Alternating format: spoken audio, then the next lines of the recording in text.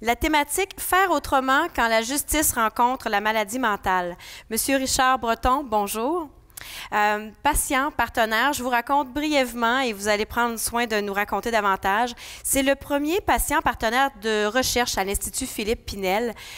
Il y a déjà quelques années, au début des années 2000, sa vie a basculé, différents problèmes personnels qui l'ont amené à la schizophrénie. Et il a eu la chance, je pense, on peut le dire comme ça, le privilège d'être accompagné par les gens de l'Institut Philippe Pinel. Il a retrouvé le chemin du rétablissement et il est la toute première personne à avoir expérimenté la nouvelle forme de thérapie par avatar. Et ce qui fait de lui que oui, il a été patient. Par la suite, il a été employé de l'Institut et maintenant, depuis peu, il est au conseil d'administration de l'Institut Philippe Pinel.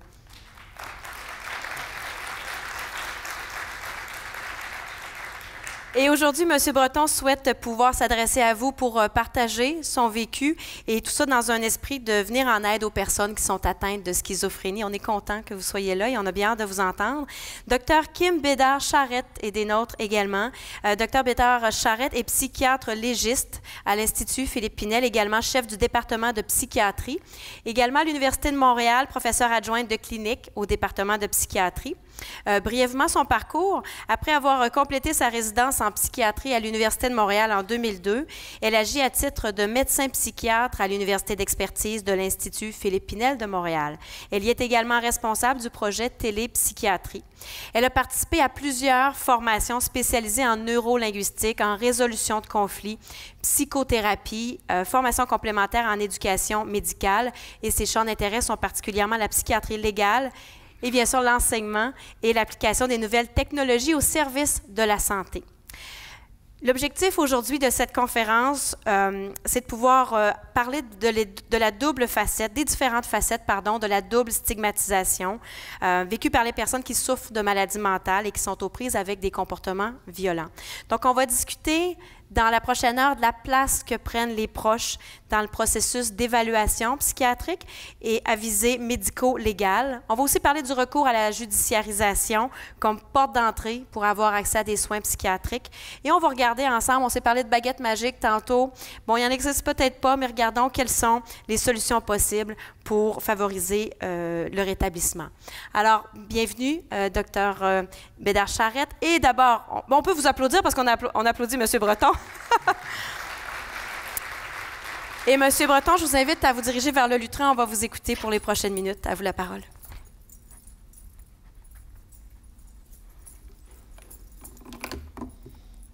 Super. Bonjour. J'ai toujours le trac à mon témoignage. C'est ça, mon nom c'est Richard Breton. J'ai été diagnostiqué schizophrène paranoïde et schizoaffectif. Mais avant tout, je suis une personne et non une maladie. C'est ça, je vais dire comme mon ami Michel dit souvent, je vais faire un striptease de l'âme, mais je vais garder mes bobettes. C'est ça. Je viens d'une famille de militaires. Mon père a fait 12 ans d'armée. Mon grand-père a servi dans la Deuxième Guerre. J'ai 3 mononcles puis 2 matantes qui étaient dans l'armée. Puis moi-même, j'ai fait 6 ans dans les Forces armées canadiennes. Je vais commencer au début, puis je vais essayer d'aller assez vite. C'est dur de résumer une vie dans 30 minutes. C'est ça, à l'âge d'à peu près 8 ans, 8-9 ans, mes parents se divorcent. C'est ma mère, elle aimait bien les militaires, mon père aussi, mon père était militaire. Puis c'est ça, je pensais que c'était de ma faute qu'ils sont divorcés. Que moi, à un moment donné, j'ai essayé je me disais, je donnais rendez-vous à mon père à tel restaurant, ma mère à tel restaurant, puis j'ai dit, aussitôt qu'ils vont se rencontrer, ils vont retomber en amour. Mais là, là ils m'ont rencontré, ils m'ont dit que c'était pas le cas. Que c'est ça, on a resté 1 an avec ma mère, elle était monoparentale. Ça, c'est des années 73-74. Une femme monoparentale avec 3 enfants. On a mangé beaucoup de craft dinner puis du beurre de peanut. Aujourd'hui, je suis plus capable. Le craft dinner, là, c'est pas cher, mais j'ai bien de la misère. Que c'est ça. Mon père, je l'avais pas vu pendant 1 an. Puis quand il est venu chez ma mère, il nous a demandé, il dit, il avait le cancer du poumon. Puis il allait déménager en Gaspésie, puis on n'allait plus le revoir. Que là, il m'a demandé si on voulait rester avec lui. Puis moi, vu que j'étais le plus vieux des trois enfants, j'ai dit oui, j'aimerais ça aller vivre avec mon père. Que là, ma mère a eu beaucoup de peine, mais on était resté 1 an en Gaspésie avec mon père. Puis, rendu en Gaspésie, mon père, ben, c'est comme nous autres, vu qu'on vient d'une famille de militaires, la loyauté, la servitude, l'obéissance, le drapeau, la reine, le patrie, c'était bien important. Mon père était sévère, il n'aimait pas ça se répéter. En tout cas, en plus, il y avait le cancer du poumon, que c'est ça, moi et mon frère, c'est nous autres qui rentraient le bois de chauffage, c'est nous autres qui faisaient le train des animaux, on avait une ferme, on avait un cheval, une vache, des veaux, des cochons, des lapins, des poules, des oies, toutes sortes d'affaires. Puis avant d'aller à l'école, on faisait le train. En revenant de l'école, on faisait le train, on rentrait le bois de chauffage. Puis c'est ça, vers l'âge de 14 ans, j'étais arrivé du secondaire, puis j'entendais crier dans le chai d'abois. Je dépose mes sacs à côté de la maison, puis là, je m'en vais dans le chai d'abois, puis c'était mon père qui était en train de, excusez l'expression, crisser une volée à mon frère. Que là, j'ai dit, ben laisse-les tranquilles. Que là, mon père a tourné de bord, puis là, il s'en venait vers moi, puis là, je savais que j'allais en manger une. Que c'est ça, instinctivement, je lui donne un coup de poing dans le ventre, là, il tombe assis à terre, ses bûches. Puis là, moi, j'ai eu peur, je pensais de manger une volée, que j'étais me cacher dans le niche à chien. Que c'est ça, j'ai passé la nuit dans le niche à chien. Puis là, le lendemain matin, j'avais pas soupé, j'avais pas déjeuné, que quand j'ai rentré le lendemain matin pour aller manger, mon père m'attendait à la salle de dîner. Puis là, il a dit, tu vas appeler ta mère. Si ta mère ne te reprend pas, je t'envoie dans une maison de fous. Que c'est ça, j'avais 14 ans, j'ai appelé ma mère. Ma mère a dit, oui, viens-t'en le plus vite possible. Que là, j'ai dû vendre tout ce que je possédais. J'ai vendu ma scie mécanique parce qu'à l'âge de 42, à l'âge de 14 ans, mon père ne voulait plus payer mes livres d'école puis mon linge, que j'ai dû couper du bois. J'ai coupé 42 cordes de bois avec ma scie mécanique. Que j'ai vendu ma scie mécanique, j'ai vendu ma boussole, j'ai vendu tout ce qui avait de valeur pour ramasser 70$ qui m'a payé un billet de train de Gaspésie jusqu'à Halifax. Ma mère restait à Greenwood, parce que ma mère a remarié un autre militaire, elle aimait les hommes en uniforme. C'est ça, que j'ai embarqué sur le train avec 2 sacs de poubelle avec mon linge dedans, c'est tout ce que je possédais. Puis j'ai été à Halifax. Rendu à Halifax, en Nouvelle-Écosse, il n'y avait pas d'école français, que j'ai dû passer 1 an avant que mon beau-père se fait transférer à Ottawa, sans aller à l'école. C'est ça, quand on s'est fait transférer à Ottawa, là, je retournais à l'école. Puis c'est ça, je voulais dire un point sur mon beau-père, cet homme-là. Quand mon père m'a mis dehors, je me suis comme révolté. Tu sais, je faisais... à mon beau-père, j'ai fait vivre des choses. Je me révoltais contre mon père, mon beau-père. Puis il s'appelle Nelson Harvey Thompson, ou on l'appelait Terry. Puis, à un moment donné, je vais te dire, je vais avouer, je méritais la volée. Pour moi, le signe d'affection de mon père, c'est quand je mangeais une volée, pour lui, c'était un signe qu'il m'aimait. Que c'est ça, je faisais la même chose avec Terry. Puis, à un moment donné, il m'a donné un gros câlin. Puis, il a dit, je sais que tu n'es pas choqué après moi, tu es choqué après ton père. Puis, jamais je vais te frapper, jamais je vais te punir. Puis, cet homme-là, il avait un cœur immense. Puis, il m'a sauvé.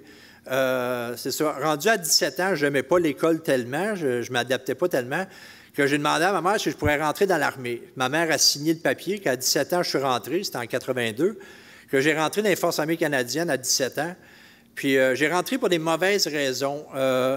Je voulais apprendre à me battre parce que je voulais plus que personne, excuse l'expression, crisser une volée. Je voulais plus que personne me fait du mal. Je voulais montrer à mon vrai père que j'étais capable, même s'il me descendait tout le temps. Puis je voulais montrer à mon beau-père que je voulais faire comme lui, que j'étais fier de lui, puis je l'aimais beaucoup.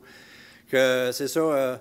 Dans l'armée, il nous enseignait que les Russes, dans le temps, c'était nos pires ennemis. Ça, c'était en 82.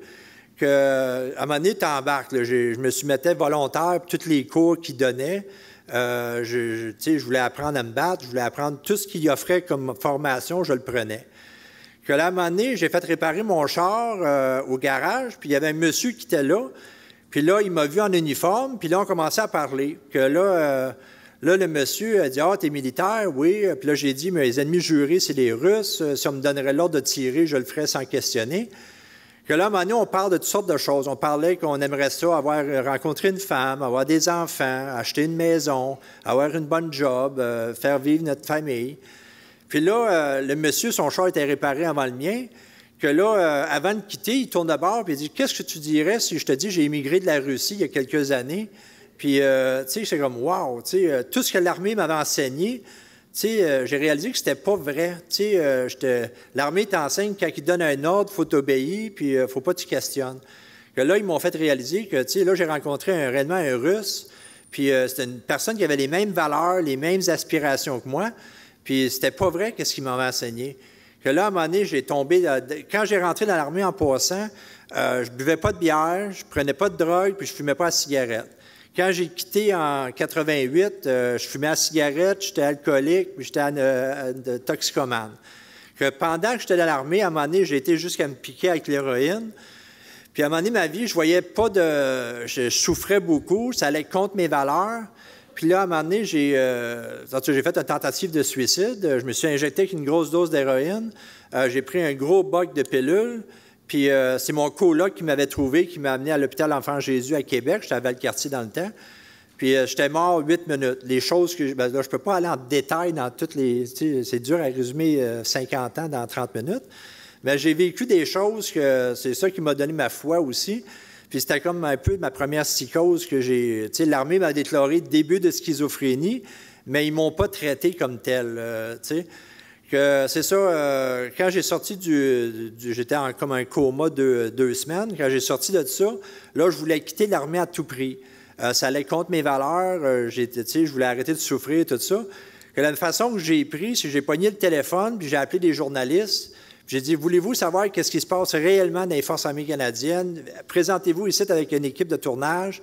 Je vous raconte tout. Mais quand j'ai fait l'appel, il y avait un soldat qui était dans le bureau, puis il a été dire ça à l'adjudant. L'adjudant l'a dit à l'adjudant-chef, puis là, ils m'ont appelé 15 minutes après que j'ai fait le téléphone, ils m'ont appelé dans le bureau. « Monsieur Breton, vous n'allez pas bien, on va vous envoyer à l'hôpital. » C'est ça. Un coup rendu à l'hôpital, 28 jours après, ils m'ont amené à la base, à la barrière de la base militaire à Valcartier. Puis là, ils m'ont remis une feuille disant que si vous parlez sur les Forces armées canadiennes, ici 1 an, on vous amène en prison. Et là, moi, j'étais tellement content de quitter les forces que j'ai dit, pas de problème, je ne parlerai pas d'armée, puis tu sais. Puis c'est ça, j'ai retourné en Gaspésie voir mon père, puis je voulais comme savoir pourquoi il nous a élevés dur comme ça, tu sais. Puis moi, ça faisait 6 ans que j'étais dans l'armée, je savais me battre, j'avais 6 pieds 1, tu sais, j'étais assez bâti, que je m'attendais à une bataille quasiment. Puis là, mon père m'a surpris. Tu sais, là, il m'a donné un gros câlin pour la première fois. Tu sais, j'avais 23 ans, la première fois qu'il me donnait un câlin, qu'il disait qu'il m'aimait. Puis là, il dit, je vous ai élevé dur parce que la vie est dure, mais je sais qu'aujourd'hui, vous êtes capable de faire face à n'importe quoi. Que je ne m'attendais pas à cette réaction-là, que ça m'a comme surpris. Puis là, tu sais, ça avait tout défait. Que pendant que j'étais en Gaspésie, tu sais, là, j'ai rencontré mon ex-femme aujourd'hui, mais c'était ma femme à l'époque, Danielle. Puis elle m'a invité à rester avec elle à Montréal, que j'ai descendu à Montréal. Puis c'est ça, elle a tombé enceinte tout de suite, puis de mon premier fils. Puis là, c'est ça, Danielle, dans le temps, elle me disait que ça ne me dérange pas que tu consommes, mais pas de chimique. Tu sais, tu peux fumer ton joint, je fais de l'automédicamentation. Puis c'est ça, elle ne dérange pas que je fume mon joint, mais il ne fallait pas que je touche à la coke, à la mescaline ou quoi que ce soit, tout chimique. Tu sais, puis là, j'allais être père à 24 ans. Et là, je me dis, tu sais, je faisais encore des paquets de gaffes. J'allais dans un bar, je passais mes nuits dans un bar. Et là, j'ai dit, il faut que je me prenne en main. Puis j'ai dit, si je fais le contraire de tout ce que mon père a fait, je vais bien l'élever, mon enfant. Que là, j'ai dit, c'est ça, que là, j'ai trouvé une job, j'ai travaillé à temps plein, puis j'ai travaillé 12 ans. 12 ans, j'étais avec Daniel. Puis c'est ça, on a eu un deuxième garçon, tu sais. Puis en l'an 2000, ça allait bien. J'avais une maison, une hypothèque, une bonne job. Tout allait bien. J'avais un char, tout. Puis l'an 2000, mon grand-père, il tombe malade, puis il était sur son lit de mort. Que là, je descends avec mon frère et ma soeur au Nouveau-Brunswick. Puis là, mon grand-père souffrait beaucoup, que je lui ai dit dans l'oreille, il fallait que je retourne à Montréal pour travailler, que j'ai dit dans l'oreille, grand-papa, arrête de souffrir, je vais vendre la maison, je vais déménager au Nouveau-Brunswick, puis je vais m'occuper de grand-maman. Que là, c'est ça, j'arrive à Montréal, puis là, j'ai reçu un appel de ma mère. Ma mère a dit, ton grand-père vient de mourir. Que moi, j'ai vu ça comme un signe que c'était ça que mon grand-père voulait que je fasse. Que là, j'annonce ça à ma femme à l'époque. Puis là, tu sais, elle dit, moi, je ne déménage pas dans un trou pareil. Mais je ne veux pas dire que le Nouveau-Brunswick, c'est un trou, là. C'est pas ça que je veux dire. Mais c'est comme, tu sais, elle ne voulait pas déménager, elle ne voulait pas vendre la maison. Que là, c'est ça, mon grand-père vient de mourir, j'ai annoncé à mon employeur, lui, tu sais, j'ai perdu ma job, ma femme me quitte avec les enfants, puis là, je tombe sur le chômage, après ça, je tombe sur l'aide sociale, Puis, tu sais, juste mon hypothèque était de 415 dans le temps, puis je recevais 530 de bien-être. Que c'est ça, j'avais à peine l'amitié payé mon hypothèque, les taxes municipales, les taxes scolaires, le taxe d'eau, l'électricité, l'hydro, le téléphone, la bouffe. Que c'est ça, j'ai laissé la maison à ma femme, puis mon demi-frère m'a offert un chalet dans les Laurentides. Que c'est ça, là, je déménage dans les Laurentides, puis mon demi-frère a dit, tu peux rester là gratuit, fais juste des rénovations. Et là, j'ai commencé à rénover le chalet. Puis ça allait bien. J'ai arrivé là un printemps, un été. Puis rendu à l'automne, j'avais vu justement, c'était en 2000 que mon grand-père est décédé, mais c'est arrivé en 2001. J'ai vu, tu sais, les 2 tours. J'étais dans le bois. Là, je consommais plus. J'avais pas accès à aucune. Je connaissais pas les vendeurs dans le coin, rien. Je fumais plus, je consommais plus. Puis là, j'ai tombé comme j'étais déjà en psychose avec tout le stress que j'ai vécu. Que là, à un moment donné, à l'automne, mon demi-frère a dit « Tu dois quitter le chalet. Ma femme ne veut plus que tu restes là. » Que là, moi, logiquement, je recevais encore, j'ai utilisé l'adresse du chalet pour avoir mon chèque de bien-être. Que là, j'ai dit ben là, je ne suis pas capable de me payer un chalet ou un logement avec 530$. Que moi, avec les cours de survie que j'ai eu dans l'armée, j'ai dit « Je vais aller prendre mon sac à dos, une tente, puis je vais aller dans le bois. » Que j'ai trouvé ça plus facile de vivre dans le bois que d'aller quêter à Montréal. Parce qu'à Montréal, tu ne peux pas bâtir un camp, tu ne peux pas faire un feu de camp, tu ne peux pas aller à la chasse, pogner des perdrix ou des lièvres pour manger.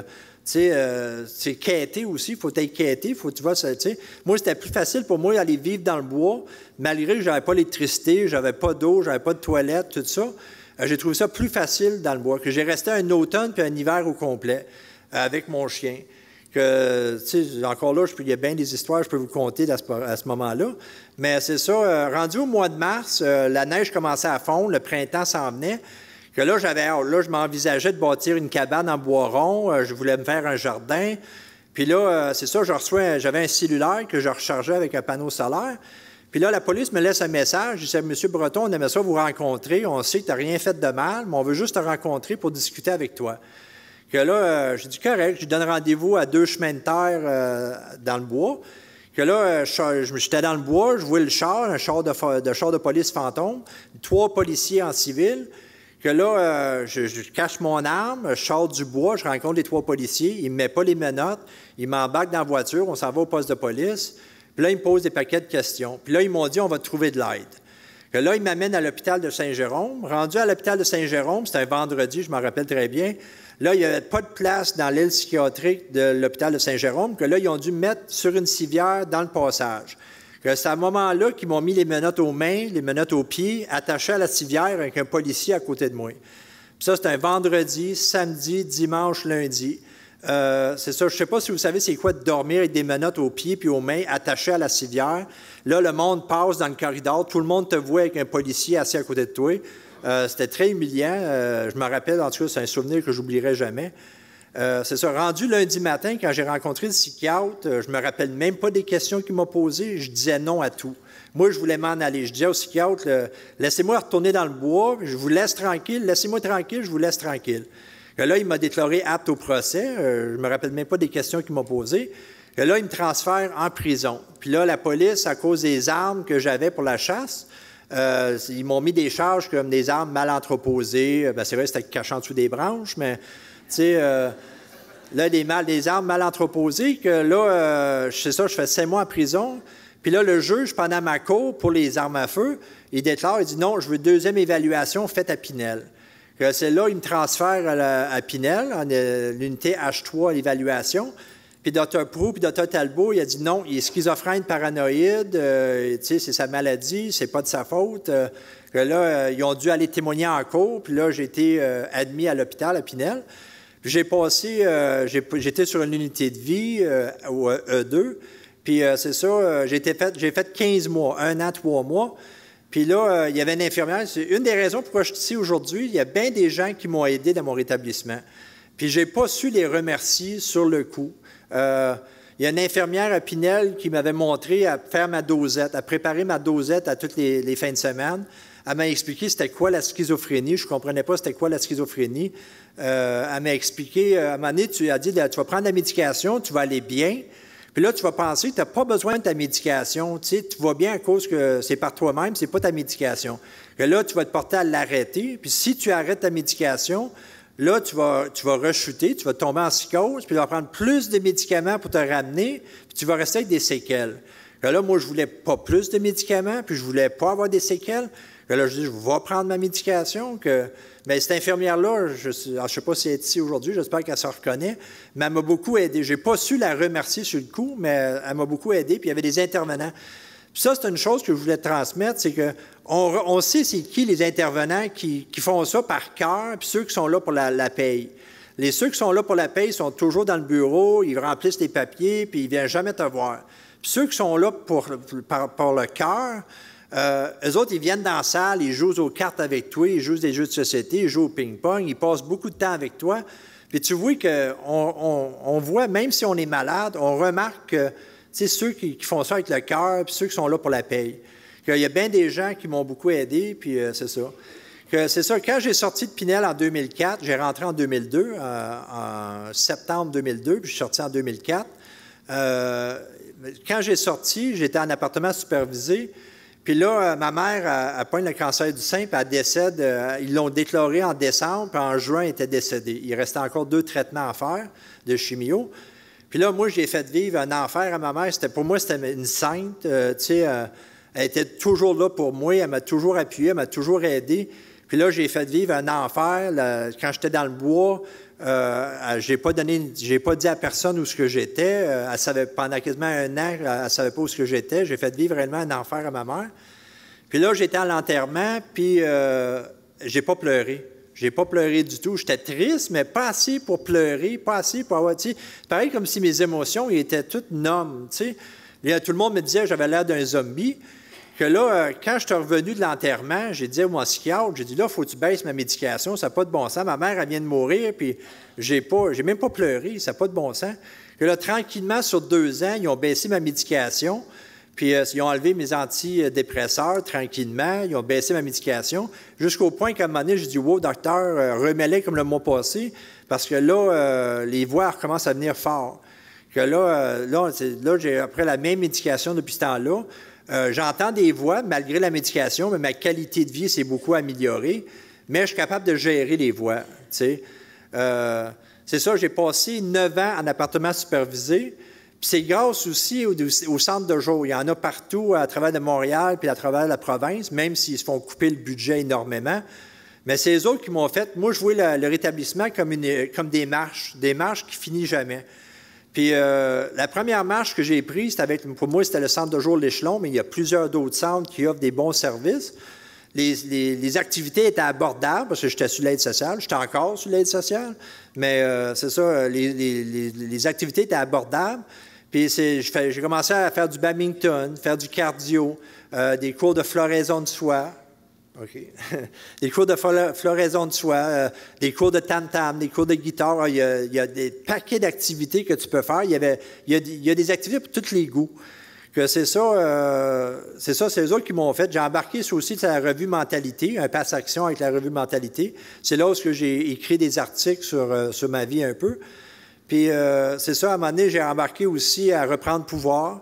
Que je me suis impliqué à Reprendre pouvoir. Je me suis impliqué avec Entre Pairs, avec l'Échelon. C'est des groupes d'entraide, mais dans le ressource communautaire Maison l'Échelon. Je fais partie de Entrevoix, que je co-anime 3 groupes d'entendeurs de voix, un à Papineau-Bélanger, un à l'Assomption, puis un à Saint-Timothée, où ce que je co-anime, j'ai eu une formation par le Pavois avec Brigitte Soucy, que je co-anime de 3 groupes d'entendeurs de voix. Je suis membre aussi du PIRAP, Programme international de recherche action participative. Je suis vice-président du comité des usagers de Louis H. Lafontaine ou l'Institut universitaire en santé mentale de Montréal. C'est ça. En tout cas, je m'implique. Je suis aussi sur le CA de Pinel. J'ai été nominé par M. Barrette. Je suis aussi sur le CA du CIPREC, c'est un organisme communautaire en suivi intensif variable. C'est ça, je m'implique un peu partout. Je me suis remarié. Mon anniversaire, je vais célébrer mon 2 ans de mariage le 6 de mai, cette semaine, qu'il ne faut pas que j'oublie. Puis c'est ça, c'est ça, je me suis remarié. Là, je reste en HLM, je ne suis plus en appartement supervisé. Je suis patient partenaire au centre de recherche de Pinel. Je travaille avec le projet Avatar et Dr. Dumais. Ça m'a beaucoup aidé, le projet Avatar. Malgré la médication, j'entendais des voix. Puis les voix venaient me chercher comme 10-15 fois par jour, des fois 20 fois par jour, dépendant si j'étais occupé ou pas. Puis c'était toujours des commentaires, moi, les voix que j'entends, c'est le bon Dieu puis le diable. Le bon Dieu, je l'aime. Je ne veux pas le perdre. Il parle beaucoup moins que le diable, mais quand il dit de quoi, ça vient me toucher. Mais le diable, lui, c'est 10-15 fois, 20 fois par jour, puis c'est toujours... t'es pas un bon mari, t'es pas un bon père, t'es un crotté, t'es un sale, t'es un bon à rien. Tout le temps négatif. Puis quand tu entends ça 10-15 fois par jour, à tous les jours, à un moment donné, tu viens le croire.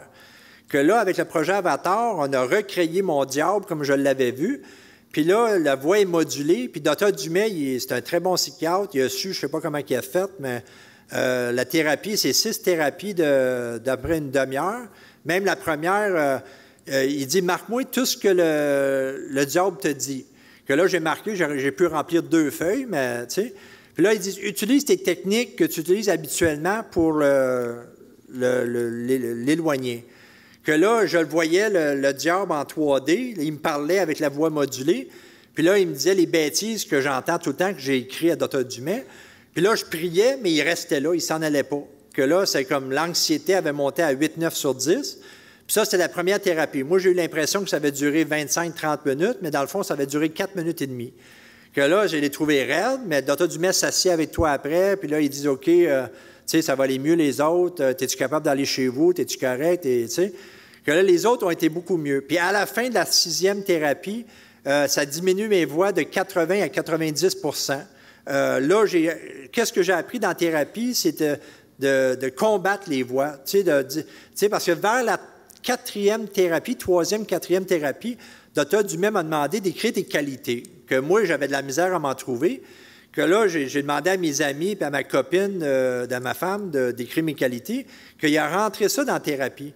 Que là, c'est ça, je ne sais pas le twist que ça a fait, mais à un moment donné, ils disent « Qu'est-ce que ton ami Rémi pense de toi? » Mais il dit « Je suis généreux, je suis serviable, je suis social. » Mais dis-y au diable que tu n'es pas qu'est-ce qu'il te dit. Que là, à un moment donné, je portais à « Non, c'est pas vrai, qu'est-ce que tu dis? Quand tu dis « Je suis un crotté », c'est pas vrai, c'est pas vrai. » Que là, j'ai appris à le combattre. Que là, ça diminue mes voix de quasiment, c'est ça, 80-90 Puis là, j'ai des outils.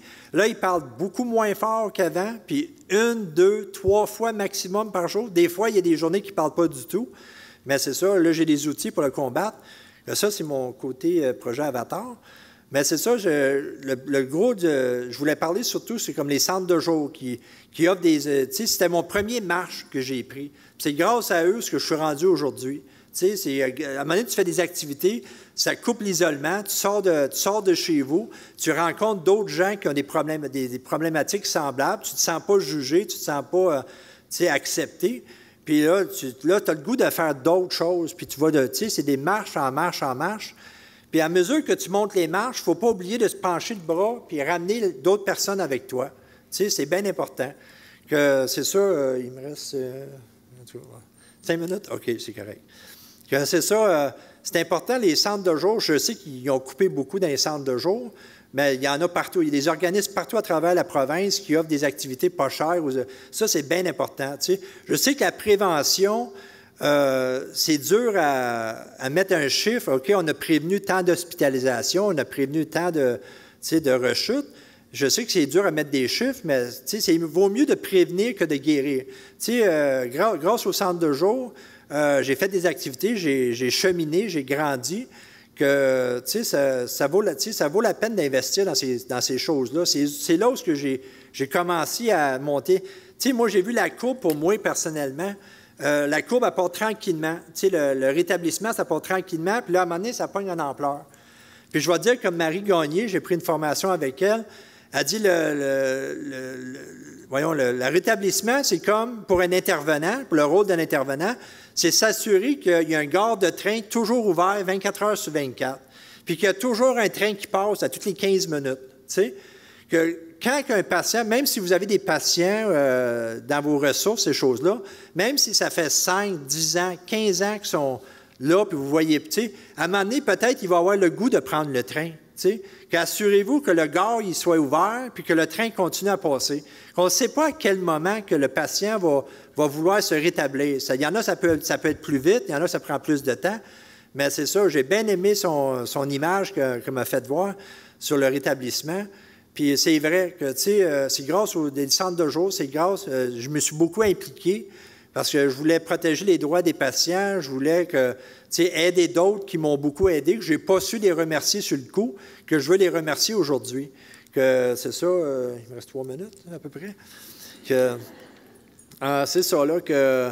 En gros, c'est ça, je vais laisser de la place mais je vous remercie, c'est ça le message que je voulais passer. Puis...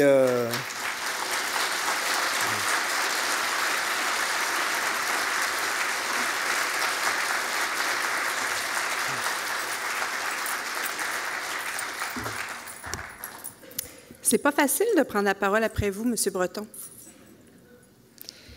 Mais je vais faire de mon mieux. Alors, j'ai pensé vous présenter brièvement ce qu'est l'Institut Philippe Pinel de Montréal, parce que peut-être que certains d'entre vous ne savent pas ce que c'est et voient son nom dans les journaux, mais sans plus. Alors, l'Institut, voici, c'est notre établissement, un hôpital à vocation psychiatrique. Mais en fait, qu'est-ce que c'est l'établissement, l'Institut Philippe Pinel de Montréal? Plusieurs pensent qu'il s'agit d'un établissement de détention. On a déjà même vu des gens dire que c'était un complexe hôtelier. D'autres pensent que c'est une ressource d'hébergement, un hôpital général.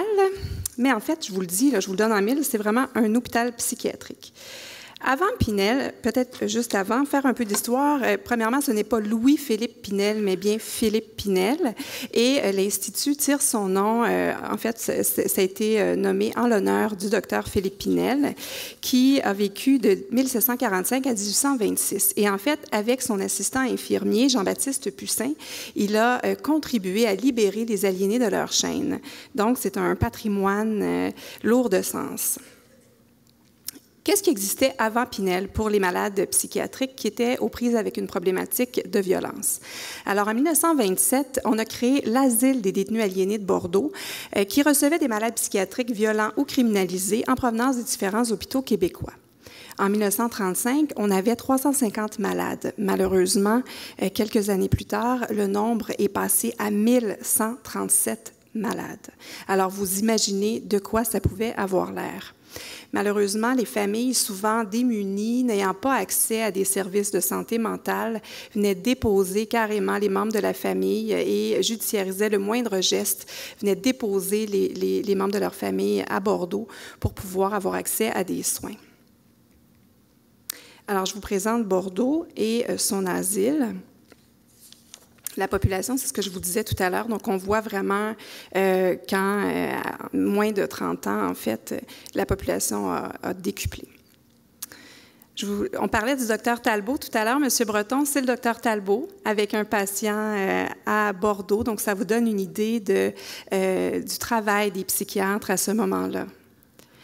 Alors, comment on en est venu à la création de l'Institut Philippe Pinel de Montréal? En 1961, la commission Bédard a recommandé la construction d'un hôpital psychiatrique à sécurité maximale et ce n'est pas étranger au livre qui avait été publié d'un ex-patient de Saint-Jean-de-Dieu, le livre que vous connaissez, dont on a fait allusion plus tôt ce matin, « Les fous crient au secours ». Alors, ce qui était retenu du rapport Bédard, c'est que la construction de cet hôpital était urgente, qu'elle devait comporter tous les moyens de sécurité et ne recevoir que les patients présentant des troubles graves du comportement, puisqu'on jugeait que les autres devaient pouvoir être traités dans les hôpitaux réguliers. En 1962, on qualifie la situation de déplorable à l'Asile des aliénés de Bordeaux et on va former une commission, un comité sur lesquels vont siéger Dr Cormier et Camille Lorrain pour concevoir ce qui se voulait à l'époque un hôpital moderne. Bon, maintenant, on a vraiment perdu notre modernité, j'en conviens, mais tout de même, à l'époque, on parlait d'un hôpital moderne de 200 à 300 lits et dont le traitement allait être adapté aux besoins de la clientèle qui devait y séjourner. Et c'est finalement en 1963 qu'on a donné le go pour pouvoir construire ce super hôpital. Alors, c'est en 65 de quoi avait l'air l'Institut Philippe Pinel et c'est ce à quoi vous pouvez vous attendre à vol d'oiseau aujourd'hui. Alors, vous voyez, les cours intérieures sont cintrées d'enceintes, en fait, extrêmement hautes, ce qui fait que les gens qui sont à l'intérieur peuvent utiliser les cours sans qu'on craigne qu'ils ne puissent s'en échapper. Alors, c'est en autobus scolaire que les aliénés de Bordeaux, escortés de la SQ, ont migré vers l'Institut Philippe Pinel de Montréal en 1970.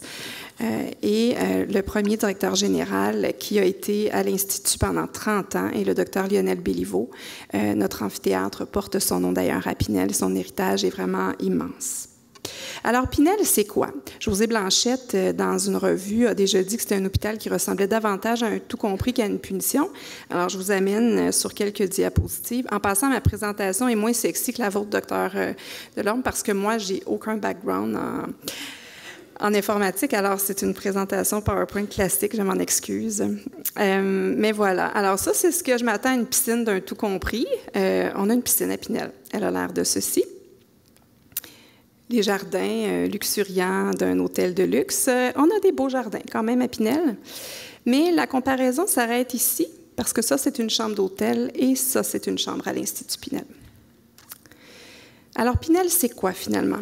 Pinel, c'est un établissement surspécialisé de 3e ligne qui reçoit des patients en provenance de différents établissements, principalement des centres de prévention, les cours du Québec, les cours criminels et pénales, des centres de détention, des pénitenciers, des centres jeunesse, mais aussi du réseau de la santé, de différents partenaires, des hôpitaux psychiatriques et généraux, des instituts, des maisons de transition, des foyers d'hébergement et de tout autre centre de réadaptation. Exceptionnellement, on peut même accueillir des patients hors Québec, soit référés par d'autres établissements qui ne disposent pas des ressources suffisantes pour des patients difficiles. On a des services internes et externes d'expertise, traitement et réadaptation. On est présent au tribunal via l'urgence psychosociale justice et également on offre des services en établissement de détention. Alors en vrac, ça ressemble à quoi? 295 lits répartis sur 15 unités de soins. 14 actuellement sont en opération. Avec les mesures d'optimisation, on a dû fermer une unité l'an dernier. On collabore avec 3 ministères, celui de la Santé, de la Sécurité publique et de la Justice. À l'Institut, on admet 600 patients par an. La moyenne de séjour est d'un peu plus d'1 an pour les traitements réadaptation, mais d'environ 30 jours dans les unités d'admission et d'évaluation. On produit 1000 expertises par année. Ça inclut celles qui sont faites à l'interne, en détention et en externe. On est maintenant le seul programme de surspécialité en psychiatrie légale au Canada et on reçoit une centaine de stagiaires par année dans environ une dizaine de disciplines. Et c'est un institut qui a un rayonnement international avec une longue tradition d'enseignement. Maintenant, regardons un peu qui est admis à Pinel. Et qu'est-ce que c'est qu'un patient de Pinel? Alors, premièrement, j'aimerais dire qu'il n'y a pas de patient de Pinel. Pinel accueille des citoyens qui ont des embûches dans le parcours de leur histoire et qui doivent se retrouver chez nous pour un épisode de soins. Et ce qu'on souhaiterait, c'est que personne ne soit un patient de Pinel. On va parler de la double stigmatisation tantôt. Imaginez qu'en plus, tu as séjourné à Pinel. Alors, je ne remercierai jamais assez M. Breton d'être un ambassadeur comme vous l'êtes parce que s'il y a un message que je veux qu'on retienne aujourd'hui, c'est que les patients de Pinel, ça n'existe pas. Nous pouvons tous, un jour ou l'autre, nous retrouver à Pinel pour un épisode de soins. Alors, on voit ici l'image classique de ce qu'on voyait d'un aliéné à l'époque, mais ça ressemble davantage à ceci, les patients qui sont admis à Pinel aujourd'hui, des gens qui ont besoin d'aide et qui crient au secours. Et ça peut prendre différents visages. Donc, personne n'est à l'abri, malheureusement. Certains disent « Ah, on se passe pour fou pour éviter les problèmes de justice, puis d'éviter les conséquences de nos actes. » Sachez que très rares sont ceux qu'on pourrait qualifier de, entre guillemets, bandits, de vouloir se faire passer pour malade et d'être admis à Pinel. Le premier réflexe qu'ils ont en arrivant, c'est de vouloir s'en aller. Alors, un peu la même chose aussi pour les malades psychiatriques qui, à l'inverse, se sentent bien mal à l'aise avec leur diagnostic et font tout pour qu'on les trouve pas malades. Alors, en fait, on revient un petit peu à ce que je vous disais tantôt par rapport à l'asile des aliénés de Bordeaux. La judiciarisation comme porte d'entrée du système, je pense que c'est un bel exemple. Ce que M. Breton nous expliquait ce matin, c'est en plein ce qui lui est arrivé. Ce sont les policiers qui sont allés le chercher dans le bois et on a utilisé la porte d'entrée de la judiciarisation en lui collant des charges par rapport à l'entreposage illégal d'armes à feu, par exemple, pour pouvoir lui offrir des soins psychiatriques. Et sachez que c'est encore beaucoup trop souvent, malheureusement, le cas. L'effet Penrose, qu'est-ce que c'est? C'est qu'on a remarqué avec le temps que plus il y a de malades dans les prisons, moins il y en a dans les hôpitaux, et l'inverse est aussi vrai. Alors, il faut trouver un endroit pour accueillir ces personnes-là, et quand ce n'est pas la prison, c'est l'hôpital. Et comme l'Institut Pinel est vu pour certains comme un prolongement de la prison, c'est normal que la judiciarisation soit utilisée. Alors, les listes d'attente, 6 mois, ça peut être long. Je comprends que c'est une nette amélioration par rapport à ce qu'on disait. Vous le disiez ce matin, Dr. Delorme, passer de 3 ans à 6 mois pour accéder à des soins, c'est bien, mais on s'entend que quand on est en état de crise, c'est peu. Et il s'en passe des choses en 6 mois, surtout quand on est dans un état psychotique. L'accès à la première ligne, oui, il faut le favoriser. Maintenant, une fois qu'on a accès à la première ligne, comment arrivons-nous à avoir accès à des services de deuxième ligne? Et une fois la première évaluation faite, qu'en est-il de la prise en charge? Parce que je pense que ça, c'est un élément majeur. Le délai pour la première évaluation, super, mais une fois qu'on a une évaluation, qu'est-ce qui se passe avec la prise en charge et la poursuite du traitement? La comorbidité, il faut y penser également. La plupart des patients aux prises avec des comportements violents et des troubles mentaux ont aussi un problème d'abus de substances. Encore une fois, l'histoire de M. Breton est éloquente à ce sujet-là et ça devient difficile de savoir quel est l'œuf et quelle est la poule ici. Je le disais tout à l'heure, 6 mois, ça peut être très bien, mais quand on est dans un état d'urgence, c'est pas suffisant. La double stigmatisation, pourquoi double? On en parlait déjà ce matin, c'est pas facile d'être aux prises avec une problématique de santé mentale. Imaginez qu'en temps plus, c'est la police qui nous a arrêtés, quand on a séjourné à Pinel, quand, dans un état de psychose, on a commis un délit, quel qu'il soit, du vol de pain à l'homicide. Alors, imaginez. Et personne, malheureusement, ne les veut, ces personnes-là, dans leurs établissements. Déjà, à l'époque de Les Fous crient au secours, on parlait des per diem attribués pour des patients dans des hôpitaux. Le per diem dans les hôpitaux psychiatriques était à peu près 2,50 par jour, alors que dans les hôpitaux pour les maladies physiques plus nobles, on était à 25 $ par jour. Donc, c'est pas d'hier que les malades mentaux sont traités comme une sous-catégorie d'humains. Et je pense qu'aujourd'hui, de vous voir ici rassemblés, pour moi, en tout cas, c'est un baume incroyable. Est-ce qu'un malade mental est un citoyen de deuxième classe? Non. On le disait tout à l'heure, une personne sur 5 va être aux prises avec des problèmes de santé mentale. Si nous n'avons pas été touchés, la plupart d'entre nous avons des proches qui avons été touchés. Ça devrait faire partie de nos vies. Je pense que de pouvoir aider les gens dans leur rétablissement, ça devrait être l'affaire de tous. Et on disait tout à l'heure, 100% des Québécois et des Québécoises ont une santé mentale. C'est tellement vrai. Je trouve que c'est un message porteur d'espoir. La maladie psychiatrique, c'est pas très glamour, c'est pas sexy non plus. Quoique, ce que je vous dis, c'est que ça me fait plaisir de voir des artistes sortir du garde-robe, mettre de l'avant leur maladie, écrire sur leur expérience à travers la maladie mentale. Je trouve que ça donne de l'espoir. Je pense à Jérémy Demé, par exemple, qui a écrit un livre sur son passage à lui à travers la dépression, qui est capable, avec humour et intelligence, de traiter du sujet. Le patient partenaire vers son rétablissement, c'est encore moins facile avec les dédales judiciaires parce qu'il y a toute la situation médico-légale ou judiciaire, en fait, à traiter en premier lieu. Donc, vous l'avez dit, M. Breton, d'abord, il fallait évaluer l'aptitude à comparaître, ensuite la responsabilité criminelle. Et c'est une fois que tout ça est derrière nous qu'on peut vraiment parler de traitement et de rétablissement. Donc, la reconnaissance de la maladie, c'est ce que je vous expliquais aussi tout à l'heure. La plupart des patients entrent dans une première étape de déni où on ne veut pas faire le deuil de sa vie d'avant. Et ça, c'est peut-être la chose la plus difficile à surmonter dans un premier temps. Et c'est seulement quand ces deuils-là ont été vécus, ou à tout le moins nommés, qu'on peut se permettre d'explorer avec la personne la voie vers le rétablissement. Je ferai une petite parenthèse pour vous parler de l'exemple de l'ordonnance de soins contre le gré, parce qu'à l'Institut Pinel, la majorité des patients sont sous contrainte de toutes sortes, là, soit détenus en vertu du Code criminel ou en vertu de la Commission d'examen des troubles mentaux, mais une certaine proportion ne le sont pas et sont en cure libre chez nous. Ceci dit, plusieurs ont un problème de reconnaissance de la maladie et il n'est pas rare qu'on doive obtenir pour eux une ordonnance de traitement et d'hébergement le cas échéant.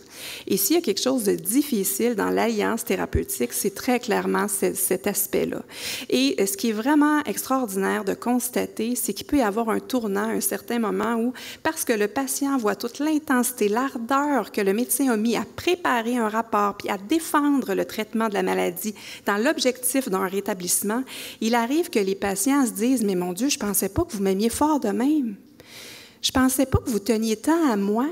Je ne pensais pas que vous feriez tout ça pour convaincre quelqu'un que j'ai vraiment besoin d'aide. » Et là, il y a des fois un moment charnière. Donc, tout ça pour vous dire que dans un milieu comme Pinel, la contrainte, elle est là, elle est omniprésente, mais ça ne nous empêche pas de créer des réelles alliances. Alors, est-ce que c'est possible ou impossible d'établir des alliances en psychiatrie légale? Alors, évidemment, la première chose qu'on dit à un patient qui arrive à Pinel sur une unité d'expertise, c'est « Alors, il faut que vous compreniez, monsieur, madame, après s'être présenté, là, on dit c'est le juge qui vous envoie ici pour vous faire évaluer. Donc, la confidentialité habituelle entre un médecin et son patient, ça ne tient pas ici. Ce que vous allez dire, l'information que je vais obtenir, les observations faites par les membres du personnel, elles pourraient se retrouver consignées dans un rapport qui va être déposé au tribunal, étant donné que mon mandat, c'est le juge qui me l'a donné. » C'est sûr que ça refroidit un peu l'alliance. Mais étonnamment, cette ouverture-là met la table pour une collaboration qui va s'installer au fil du temps. La relation de confiance, elle est omniprésente. Et ce que je dis souvent à mes patients, c'est des fois, une malédiction, c'est une bénédiction déguisée. Ce qui vous arrive actuellement, c'est peut-être le tremplin, faire un pas en arrière pour mieux sauter, bondir vers l'avant. Ça, c'est quelque chose qui habite le quotidien, je pense, à l'Institut Philippe Pinel. De ne pas s'arrêter. La personne n'est pas son délit. La personne n'est pas sa maladie. La personne est quelqu'un qui, à un certain moment de sa vie, a eu besoin d'aide et on est là pour, main dans la main, avancer dans la même direction. Maintenant, certains pourraient se questionner, est-ce qu'il n'y a pas un conflit ici entre le médecin traitant et le médecin expert? La Cour a étudié ça dans la jurisprudence et le Code criminel prévoit que le médecin peut, pour un épisode de soins, traiter un patient dans un contexte d'expertise. Ceci dit, il ne faut pas se leurrer, il n'y a pas juste à Pinel que des experts. N'importe qui traite des patients sous tribunal administratif du Québec, qui ont été placés en garde en établissement ou qui font l'objet d'une ordonnance de soins contre le gré, font de la psychiatrie légale. Alors ça, c'est important de se le dire. Il y a certaines règles à comprendre. De penser qu'on est toujours 100% objectif, c'est faux. Je pense qu'il faut savoir quelles sont nos zones grises, être capable de les travailler et de les connaître. Maintenant, quelle place fait-on à la famille dans l'évaluation et dans le traitement? J'entends souvent des familles à qui je parle me dire « Docteur, vous êtes la première à me demander mon avis. Docteur, vous êtes la première à m'écouter. » Sachez que vous n'avez pas besoin de l'autorisation du patient pour prendre de l'information de la famille. Vous n'avez absolument pas le droit de divulguer quelque information que ce soit sur le patient, par ailleurs sans son consentement. Mais moi, quand une famille m'appelle, qui sait déjà que le patient est chez nous, puis qui me dit « faut que je vous parle », bien, je suis désolée, je l'écoute. Puis c'est tellement précieux. Et ensuite, si je pense que cette famille-là, qui est aussi en souffrance, qui est aussi en détresse, a besoin de savoir ce qui se passe avec son... Parce que ça reste un enfant, on s'entend, je suis mère de 3 enfants, et je vois la relation de ces gens-là. Souvent, les personnes avec qui je parle me disent « Mais en avez-vous, vous, des enfants? Est-ce que vous comprenez vraiment comment c'est important de préserver ce lien-là? Comment je suis inquiète pour mon enfant? » M. Breton le disait, j'ai fait mourir ma mère d'inquiétude, là, de ne pas pouvoir lui donner de nouvelles. Alors, ce que j'essaie de faire avec les patients, c'est qu'est-ce que vous diriez si on faisait venir vos parents ici? Puis si on expliquait ensemble votre situation, si on entendait ce qu'ils ont à dire de vous, si on essayait de leur expliquer où on s'en va avec votre traitement.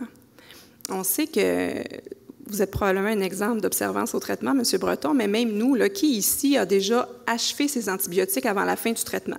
Hein, on s'entend, on fait tout ça. Imaginez avec des médicaments en psychiatrie qui vous rendent amorphes, qui diminuent votre libido, qui font que vous avez l'impression de ne pas être en mesure de faire vos journées. Donc, l'observance, c'est un problème. Alors, si la famille n'est pas de notre côté, comment vous voulez qu'on s'en sorte? L'autre chose qu'il faut dire, c'est que malheureusement, les victimes sont souvent des membres de la famille rapprochés et demeurent des victimes privilégiées. Alors, je pense que c'est d'autant plus important de les mettre en garde, mais aussi de les inclure dans le processus de soins. Évidemment, quand un proche devient victime, on a à l'Institut Pinel une unité qui se spécialise dans les crimes intrafamiliaux. C'est le docteur Milo qui est le psychiatre de cette unité-là. Ils ont une belle approche multidisciplinaire dans laquelle la criminologue est très impliquée dans les approches auprès des familles.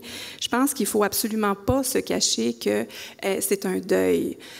Des fois, il y a un membre de la famille qui est décédé de par un acte criminel qui a été commis par la personne atteinte. Donc, il y a ce deuil-là, mais il y a aussi le deuil de l'enfant.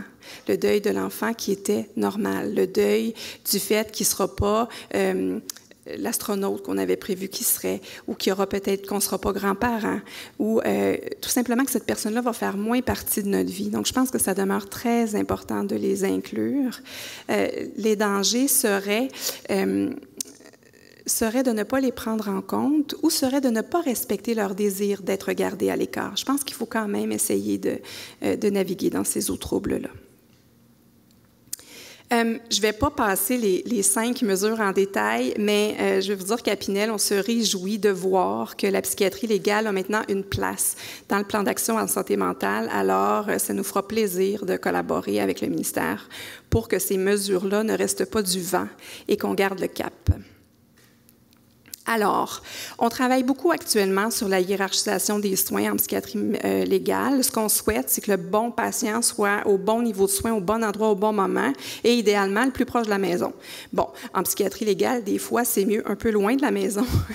Je vous épargne les détails, mais tout ça pour dire qu'il y a des enjeux clairs.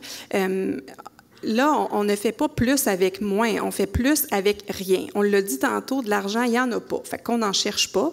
On est rendu à chercher des pistes novatrices de solutions, à faire du brainstorming, à penser en dehors de la boîte. Puis heureusement, il y en a plein de cliniciens chevronnés, de gens engagés qui ont envie que les choses avancent. Fait que c'est important pour moi de vous transmettre ce message-là aujourd'hui.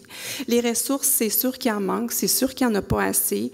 Il y a probablement trop d'hôpitaux désignés actuellement en psychiatrie légale, des hôpitaux où on doit détenir des patients alors qu'il n'y a même pas de porte qui se barre. Et c'est pour ça qu'on se retrouve à l'urgence de Saint-Jérôme avec quelqu'un qui est attaché sur une civière jour et nuit pendant X journées, ce qui, à mon sens, n'a pas de bon sens.